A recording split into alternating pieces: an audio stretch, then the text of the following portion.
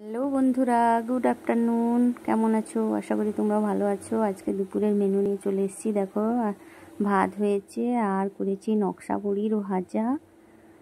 আর যেহেতু শনিবার নিরামিষ, নকশা বড়ির ভাজা করেছি আর করেছি সয়াবিন আলুর একটু মাখা মাখা ঝোল। দারুণ কালারটা লাগছে। আর এদিকে করছি ডাঁটার তরকারি।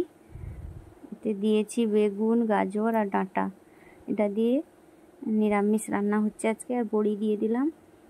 আজকে এতে কি মশলা দিয়েছি জানো? টমেটো দিয়েছি, বাদাম বাটা আর লঙ্কা গুঁড়ো, হলুদ গুঁড়ো, জিরে গুঁড়ো, এগুলো দিয়ে করছি। নিরামিষ যেহেতু জলটা দিয়ে দিলাম। অল্প সময়ের মধ্যে রান্না হয়ে যাবে। তারপর তো খাওয়া দাওয়া আছে। চলো, প্রায় রান্না কমপ্লিট। খাওয়াটা রেডি করে নিচ্ছি। খাওয়া রেডি।